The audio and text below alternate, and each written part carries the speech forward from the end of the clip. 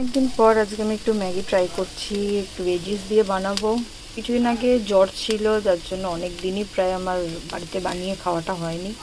আর সেটা ফ্রিজে দেখলাম একটু চিংড়ি মাছও আছে, তাই সেটা দিয়ে আর একটু হালকা ভেজিস দিয়ে একটু অন্যরকমভাবে আজকে ফ্রাই হয়ে গেছে। এবার দিয়ে দিয়েছি চিংড়ি মাছ, যেটা আমি নুন হলুদ অলরেডি মাখিয়ে নিয়েছিলাম, আর একটু হালকা ফ্রাই করবো। যদি ম্যাগি ছাড়া আপনার চাউমিন ট্রাই করতে চান, সেটা তো এইভাবে ভালো লাগবে। বয়েলড চাউমিনকে এর সাথে মিক্স করে নেবেন, আর সল্ট আর ব্ল্যাক পেপার দিয়ে মিক্স করলেই হয়ে যাবে আপনার প্রন চাউ। আমি এখন বানিয়ে নিলাম যাতে ভেজিটেবলসগুলোর ভেতরেও ভালোভাবে মশলার ফ্লেভারটা ঢুকে যায়।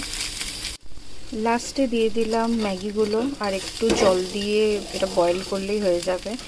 আর আমি একটুখানি ব্ল্যাক পেপারও ইউজ করেছি এর সাথে। আপনারা একবার ট্রাই করবেন, আশা করি ভালোই লাগবে। তারপরে আমি এতটাই পজিটিভ যে এটাকে অন্য পাত্রে ঢেলে টাইম আমি নষ্ট একদম করি না, যেটাতে রান্না করি সেটা নিয়ে বসে যাই, যাতে গরম গরম আরও তাড়াতাড়ি খেতে পারি। এই রেসিপিটা যদি ভালো লেগে থাকে অবশ্যই লাইক আর কমেন্ট করবেন।